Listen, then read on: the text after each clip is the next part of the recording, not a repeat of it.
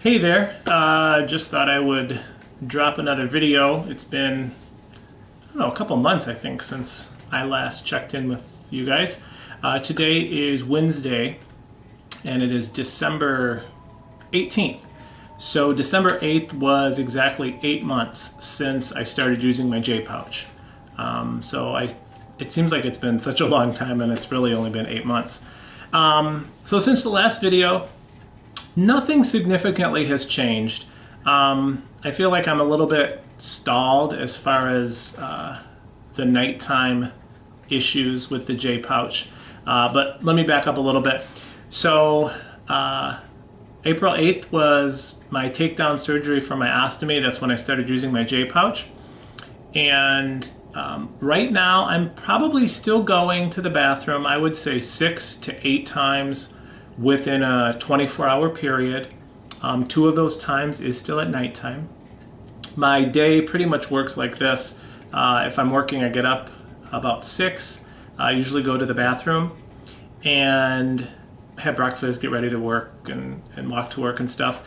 And I don't go to the bathroom until 11:30 or 12:30 after that. So that's a good 5 to 6 hours after getting out of bed that I'm able to go. And part of that is because I've had all that evening time and sleep time with no food in my system. Sometimes around 10:30, I'll start to feel a little bit of gas or rumbling. Nothing bad, but sometimes depending on what I ate, I can kind of tell that, I'll need to be going to the bathroom at some point, but it's not uncomfortable or anything like that. Then usually maybe 2 or 3 or 4, somewhere in there, I'll go to the bathroom again. When I get home from work, I usually go to the gym right after I get home from work, so I'll go to the bathroom anyways, just so I don't need to go when I'm at the gym. It's not necessarily that I feel like I have to go. And then I'll usually go one more time in the evening, 7, 8, 9 o'clock, somewhere in there. And then I'll definitely go before I go to bed. The night times have still been pretty frustrating. I'm still wearing the Depends, and probably more just for the ease of it in case anything happens. It just makes me feel more at ease. I've had some weeks where I've had like 2 accidents per night, and then lately in the past 4 or 5 days, I haven't had any. And I'm not really sure. I'm assuming it has to do with diet. But I'm pretty much trying to stop eating, I would say by 7 at the latest. But I am a huge water drinker. And so I think I'm finding that in the evening, if I limit my water intake as well as my food, that helps. But even if I just limit my food intake but still drink a lot of water, I still tend to have issues. I'm still playing around with the Imodium. I typically take one at night before bed, but I would say pretty consistently. I was trying to take one before dinner and then one before bed, but I feel like maybe it does slow my system down, but I thought maybe it's slowing it down too much, and then it's slowing it down just enough that instead of going to the bathroom before bedtime, it's pushing it to 2 and 3 in the morning. So basically what I've been doing with the Imodium is I'll take one before bed and then I'll take another one the next day before lunch. So they're spaced out. And that seems to help. I've also found that if I'm up at least every 2 to 3 hours at night, I tend to have little or no accidents. But if I'm really exhausted and I just sleep right through for 4 hours, typically I'll wake up and there'll be something there, a surprise, if you will. So at times I get discouraged about it because it's kind of bothersome, but I would still much rather take this than living the way I was living with colitis, that being said. So it's obviously not that bad, but still hoping that it's going to stop at some point. I do go back at the end of February to see my GI as well as my Jpouch nurse, so I'll be sure to bring that up to her at that point, because that'll be, I think, about 10 months at that point when I see them, almost 11. Overall though, everything else is going great. I'm at the gym. I'm working out like 5 days a week, even getting up twice a night with the bathrooming. I'm finding that I'm not, I thought I would be very tired, like I'd be sleep deprived, and that's not the case at all. So obviously I'm getting my sleep somewhere. Some days on days I don't work, I'll take a short nap or something, but I'm definitely not exhausted by any means, I wouldn't say. So still taking the VSL number 3, the probiotic. I sometimes back off and take it every other day instead of every day because I was eating a lot of yogurt also, and I feel like the probiotics and the yogurt plus the prescription probiotic may have been giving me a little bit of gas. I still can't pass gas without sitting on the toilet. So I try to stay away from gassy foods as much as I can. So the VSL, 2 Imodium a day. I take a daily multivitamin, and then also still taking vitamin D, and that's it. That's all that I'm on. So I think that's it in regards to the Jpouch update. Still very glad that I had it done, and would recommend it if it's an option for people. Obviously, there are risks associated, and it doesn't mean that things are always going to work out 100%, but I've been very happy with my results so far. Moving on to another topic, I just wanted to say thanks to those of you who have subscribed to my channel or who have been viewing or told other people about it. I think I just passed 30,000 views, which last we talked, I think I was at like 25,000. So I don't know, for me it feels kind of cool, to know that something you're doing is being viewed by that many people and helping, I believe, because I am receiving comments from people, even if it's just, saw your videos, thanks, I'm less scared about surgery now, or, thanks for showing me what I can expect. And in that vein, I actually met a gentleman out of Rochester, New York, way back when I first started this. He was actually, I think, one of the first gentlemen to contact me when I first started this YouTube channel.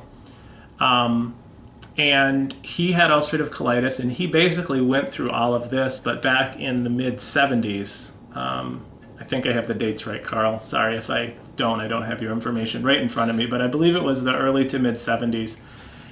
And he actually made a couple of videos describing what he was going through at that time and what it was like to go through surgery and his emotional state of how he felt after that. And I'm actually going to put his website at the bottom of my my channel here. You'll be able to see it, so you can access that if you'd like. It's just really nice to be able to see some of the history with someone who had gone way before.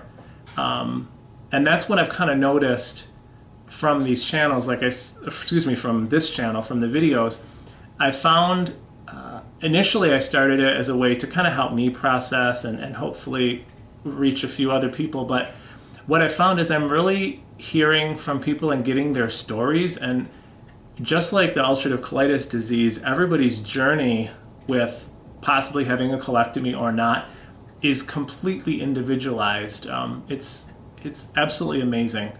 And the people I've met, just some really good people, with some sad stories, some with some good stories. And I found just talking with them, it's kind of like you're just building this small little community, because what we're all going through with colitis and possibly with surgery is a very unique experience. And I've said this before, your family and friends can be as supportive as they want and love you and care for you, and that's wonderful because you need that. But there's also something to be said for really being able to talk with someone or see someone who is going through exactly what you're going through and understands. So I had a thought.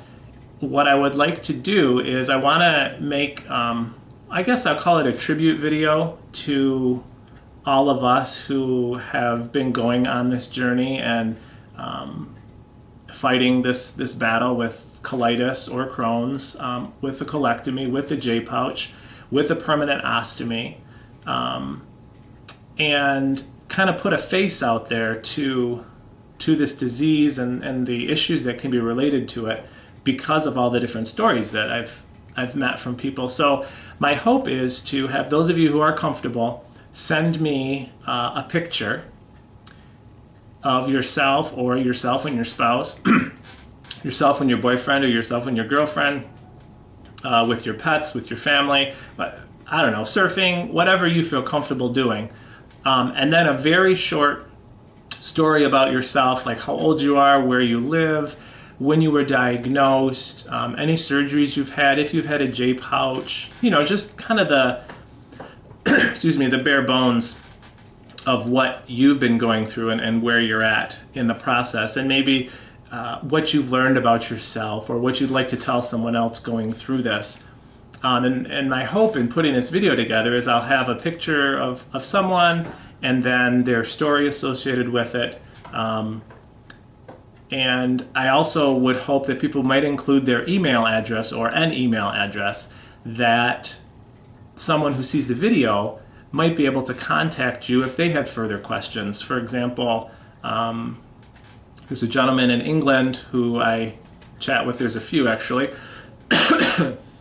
But one, he had colitis, I think for 20 or 30 years. He was diagnosed with it. He was on medications. He had an issue with his bowel where his intestines became twisted. He had to have an emergency colectomy. And after all that, he found out that he never had colitis. And he's not sure if he'll be a candidate for a Jpouch. So someone else out there who may see this video that I'm going to make and see his story may relate to him as where they may not be able to relate to me. And so if you would include your email address, that would give someone else a point of contact to be able to get in touch with you. I'm kind of thinking of it as a paying forward type thing. And if you're not comfortable giving a photo or a picture with that being on the internet, I can understand that for privacy. Or if you're not comfortable giving your email, I can understand that too. Maybe if you're just comfortable forwarding me at least your name and a quick synopsis. And like I said, try to keep this stuff small, because I need to put it together and basically retype it all and put it in a video editing program and make a video of it. So I can't do 20 pages of biography of someone. I'm thinking just the bare bones of it. And I'm assuming this is going to take me a few months to get this done. So it's just something I'm kicking around, and I think it would be a nice project, because I know as I'm posting less and less often, but there's still people that are contacting me and that I'm talking with that are going through this process constantly. So I think it would be a nice, like I said, a tribute to those of us that have been going through it, as well as a resource for those out there who might be going through it. So with that said, I think I'm going to sign off here. Again, if you have any questions, comments, concerns, feel free to hit me up at my email, ucandpsc@gmail.com, or you can leave some comments below if you'd like. And one last thing, my next video, I think I'm going to talk about the Affordable Care Act and Obamacare, as everyone's been calling it, and my experience with it, because I did the plan that I was in, the insurance plan here in the States. It wasn't necessarily ending, but because it's for people with pre-existing conditions, the prices were going to be sky high. So I basically had to get out of that plan and look for a new plan and things. So in my next video, I think I'm just going to do a quick talk about that, just because it does relate to all of this chronic illness type stuff. So hope you all have a good holiday season, and I will probably talk with you next in 2014. Take care.